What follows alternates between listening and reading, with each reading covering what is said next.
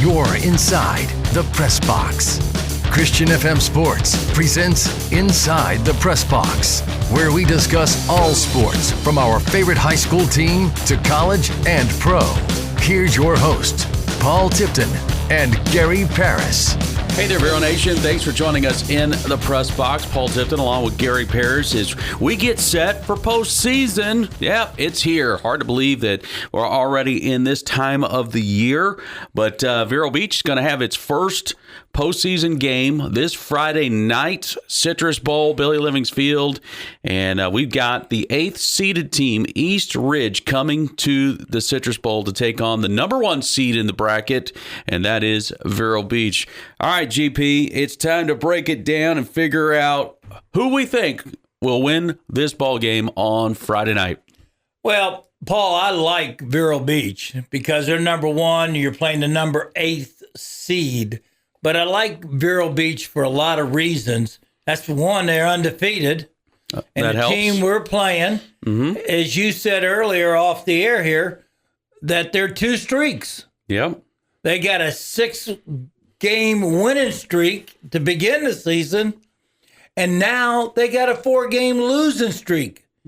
And you're like, oh, that scares me. And I'll tell you why, because they're teams get upset, coaches get mad, and you would think, well, Vero's going to walk in there and just beat them because they've lost 4 straight games. And that may happen, but you better look out because, you know, sometimes the enemy is just hiding in the bushes sometimes to jump out at you. Well, that's true. But I don't quite see that. I'm trying to be optimistic about giving let's just Ridge call a it little credit. Yeah, no, I get you. And, you know, I mean, you just got to call it like it is. I mean, if you're the number 1 seed, you're obviously the favorite.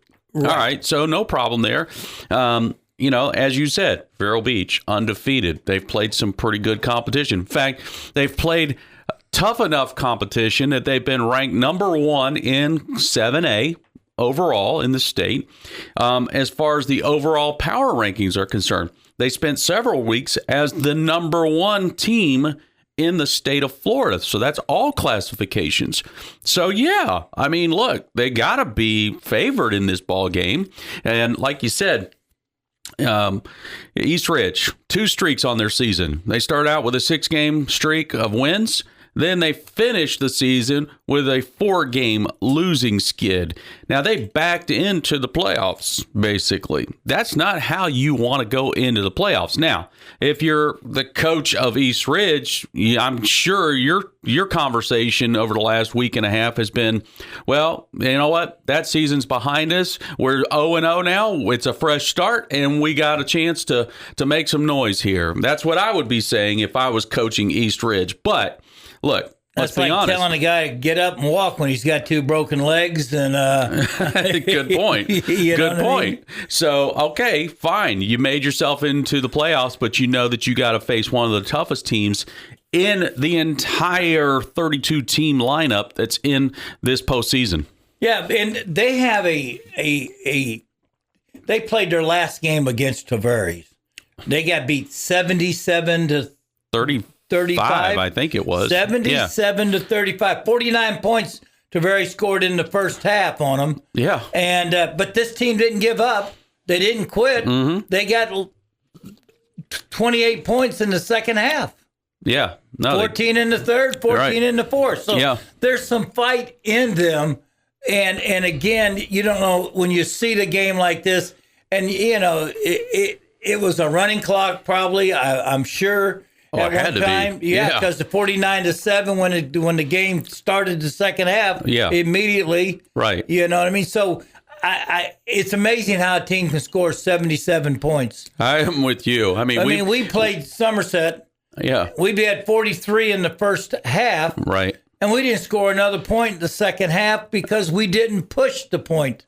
Well, true. And, you know, you never know because you can't tell. You don't know for sure what happened in those particular games. I mean, did they play a lot of different people or do they even have that kind of depth? Maybe they don't. I don't know.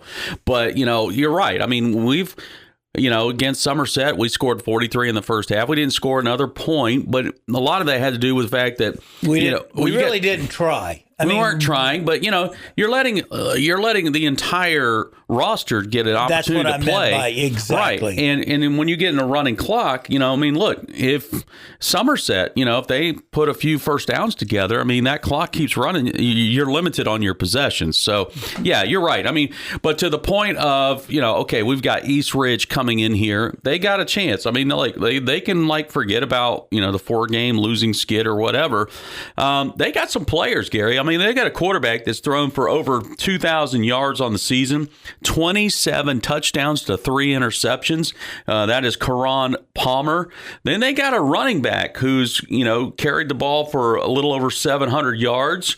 And they got a couple of sophomore receivers that have put up some really big numbers for a high school program. When you look at their roster, they're a young roster. Yeah. They're young. Mm-hmm. They got it. Like you said, the quarterback, folks, our quarterback is right at 2,000 yards this year. Yeah, he's like 102 yards shy of that. Yeah. So he's right there at 2,000. He'll go over it this week unless we just run the ball. But Gary, he didn't start 10 games this year. That's right. He only played the second half of the first half, first game. Yeah. And but my thing is that they got talent. Mm-hmm. They got a running back. They've got receivers. They won 6 games. They've lost 4. They backed into this. Yep. And I think they're a team like this has got some fight in them still. But, we can take that fight out of them real quick in the first half. You can take the fight. You can come out, be fired up, and ready to play football, and all of a sudden you get punched right smack in the mouth by the opposing team. And next thing you know, you're like, whoa, I didn't see that coming. I should have been better prepared for that. I just think Vero Beach is one of the best teams in the country, as you said, by the ratings and the rankings. But we've watched them play all year. We had the great game against Buchholz when really it looked like we were going to lose again. Mm-hmm. And we drive all the way down the field, 3 passes to Crutchfield and a touchdown at the end to Crutchfield. And next thing you know, we're ahead, and then we intercept the ball as they were going down the field to score. Yeah. And we won a come from behind big game. Oh, huge game. They're it's the only game that Buchholz 6A. to this point. It's the only game that Buchholz has lost. Exactly right. so that's how you measure your other teams you played. And Fort Pierce Central, we came out and they had done it. They did a good job, Fort Pierce Central, about taking away our passing game. They did. They were willing to set the guys in the slants and take guys away. But they became vulnerable. They didn't think we could run as well as we did. Yeah. And that's what you got to try to, gamble on at times, and give Coach Jankowski credit for sticking to it, because, we talked about this, that there was a moment in that game where he thought, man, maybe I should just go ahead and try to throw the ball more. Well, he threw 4 passes, our quarterback. Completed all of them. Yeah, he completed all of them, 2 to the other team and 2 to our team. Right, yeah. He had 2 interceptions. Yeah. And that's when Lenny goes, no. Yeah. Now, he woke up. He said, look, I see that. That's my mistake. Mm-hmm. And he said, he told you and I should have, once I saw that, there's no reason for me to throw the ball anymore. They couldn't stop our run. Correct. And that's the way we end up winning the game by 8 points. And I think we're a better team than that. But we got played by a team that's pretty smart and some good athletes. Agreed, Gary. So that's part of our season you grow up on. Totally. And I think, again, give a lot of credit to our coaches. I also give a lot of credit to our players, Gary. Look, it's one thing to be able to say, okay, this is what we should be able to do. It's another thing to go out there and actually do it. And to be able to say, okay, we're going to run the ball. That's going to be our focal point. And your offensive line goes out there and they push and give the surge and give the quarterback or the running backs opportunities to run the ball. It's got to start there. And everybody should be in. But you got a week off. Every team across the state of Florida was done by Tuesday. was done by Tuesday if they had to make up a makeup game. Yeah. So you had this week, last week off. Tuesday of last week was, or Tuesday of this week, I think it was. Last week, rather. Yeah. So everybody had a week off. Everybody in the state of Florida that's in the playoffs had a week off. So you got a chance to rest people. I'm going to tell you, by the end of the season, and having played a lot of football, man, you were kind of like, wow, I'm beat up here. I got bruises over here. I got my knee is sore. My shoulder's sore. I think mentally too, Gary. Yeah, and you get fatigued from that. Played the game and going out there and at practice, and Lenny, gave the guys a long weekend off, and then they came back and they're ready to play. This week is will be their challenge. They want to get for the playoffs. It's. Let me tell you something. There's that old elephant in the room. And I know what you're talking about. Yeah, and you're saying, okay, can we get by the third round? So that's the thing, is our challenge. You never know, Gary. I mean, you and I have talked about this for years now, about, how hard it is to not just win a ball game, but then, win consecutive weeks in the postseason. This is the thing, obviously you and I, with people knowing who we are, and they'll ask us those questions and whatnot. And this has been kind of my standard answer on that is, said, you start the season out and you talk about, like, we would like to win the games, obviously. Be great if we can go undefeated, win all of our games. We'd love to do that, right? Right. You get postseason, and that changes now. We have to win the game. And that mentality right there puts a little more pressure on everything, from making sure the snap is right, making sure the reads are right, making sure my defensive assignments are right, because one little mistake could be the difference in a win or going home for the season. Absolutely. And again, Paul, you're at that point of the season where you say to yourself, okay, here's what you got to have, to me, to go to the finals or get through the region. You got to have talent, and you need depth. Check. Depth. Check. And with the talent and the depth, in other words, you got players that can back up. In other words, there's 6 receivers. They can rotate in and out. Yep. There's 3 running backs counting the quarterback. Okay. Mons is working out. He's strong. He's getting better. Yep. He's now going to be in a position as a backup. Potentially, yeah. We honestly don't even know his status right now. Right, but I'm assuming this week he'll get a lot more snaps, and he'll be a backup. That would be probably the most logical reasoning there. So the depth's there. You've got linemen. You rotated different people all around, and you've got guys that can play on both sides of the ball. And so, to me, the depth's there, the talent is there. I think this is going to be a good run in the region for Vero Beach. I don't disagree, Gary. I think I don't know if I want to go all the way back to the Buchholz game, but there was a sense in how we came back and won that ball game, and then following up with the next week and the week after that, how we won some of those ball games, that you just started to feel like, man, I feel like there's something special about this team. And I think part of it, Gary, is the fact that, like, it wasn't totally dependent on one player. I mean, look, go back to the Buchholz game. Crutchfield comes in near the end. Hadn't played all year. We were only second game. But he played wide receiver. Right. I don't remember him playing the year before at wide receiver. Well, he wasn't on Vero, but I don't know if he was. But that's a good point. Well, yeah, right. But still, okay. You had him. I mean, then you think about, there's been moments where Xavier Stinson shined. There's been moments where Jonathan Hillsman has shined. Certainly, E.J. White has been shining the entire season. But, he's on every offensive snap, the ball's going to be in his hands. But then you think about, some of the big catches that Marcus Melbourne's had. You think about Trey Woods.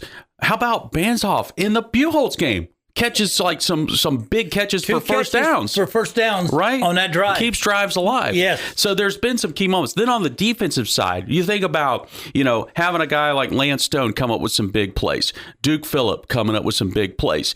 Some of these guys, Jamarian Hillsman, Jonathan's younger brother, making some big plays. Micah Roberts. Malachi Reed. Malachi Reed. Yeah. Coming in, and you're talking about, and to your point about the depth, so you got Tristan Davis, who starts the season, gets a little bit of a shoulder injury, and Malachi Reed comes in and is playing phenomenal ball. Playing phenomenal. Yeah. And he's, I think, a junior, isn't he? Or is he a senior? Malachi, I think, is a senior. Senior, okay. Yeah. You got a kid that's been waiting to play. Yeah. And he gets out there and with an injury, you got that depth right there. Right. Yeah. I mean, and Bobby Burbick on the other side. Burbick. They were starting to run away from him. Yep.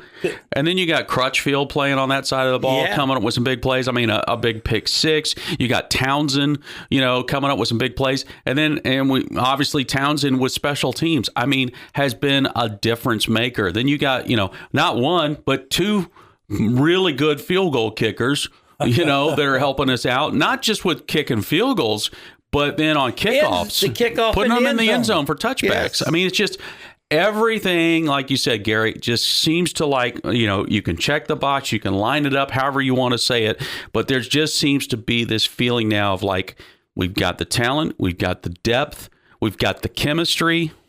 And you got a great coaching staff. And an awesome coaching staff. Been together a long time. It's a great coaching staff. You just feel like, and now you've got home field advantage through the bracket of Region 3 and potentially the fourth game if we can get to that spot. Yeah. But it has to start with game 1. It doesn't matter about game 2, 3, or 4 if you can't finish game 1. No, you're right. So you got East Ridge, and again, a team coming in that's been on a 4-game losing skid, but they backed into the playoffs, but they're in. And you look at their numbers and you go, whoa, these are not bad numbers at all. Our defense has definitely got their work cut out for them because they can definitely throw the ball. They've got some really good receivers. And they've got a decent running game. So there's a balanced attack there, Gary. So it's going to be key for Coach Mata to come up with a scheme, which I think he can. But it's really important that our players execute that scheme. Absolutely. I would say, if I were on that front four, I'd say in linebackers, I'd say sack time. Yeah. Because, you got to put pressure because they're going to. Good point. That's what they're going to. They drop back. They love to throw the ball. Mm-hmm. And we've got to chase that quarterback out of the pocket. We got to get him on the run. We've got to sack him. We've got to put pressure on him. We don't want him to have time to set up and throw the ball. And then our linebackers in our front four, they can do a great job of taking the tackle. They can handle blocks really well. Yeah. They know how to get through. They know how to hit the gaps. They stunt well. You'll see Coach Mata blitz a cornerback on one play. Next play, you might see the safety from the other side come across. Yep. Then you might see Duke Phillip make a twist and turn to get through the tackle hole, and he just, they're good. They're good. I mean, Coach Mata's got them playing some of the best football. Back to back. Shutouts and running clocks. Yeah. And then go down to Pahokee and win a big game down there. Oh, man. It's huge. Yeah. I mean, that's a tough place to play and win a game in. But to dominate and win a game there was big. And then it was just the way we played this year that it makes you excited about this team and their opportunities. Well, there you go, folks. So we've got East Ridge at our stadium this Friday night. We're still a little up in the air as far as kickoff time. I know Coach Jay is trying to work with their coach. By default, state playoff games usually start at 7:30 instead of 7 o'clock. But Coach Jay told us that if they can work it out with the team, they'll actually move it up and be at our standard time of 7 o'clock kickoff. So just kind of stay tuned in. Check out social media. We'll try to keep you updated as far as what the actual kickoff time is going to be. Now, as far as our broadcast is concerned, of course, our radio station will at 91.9 and 96.3 down Port St. Lucie. It'll be available there. there, and also through our app, Christian FM.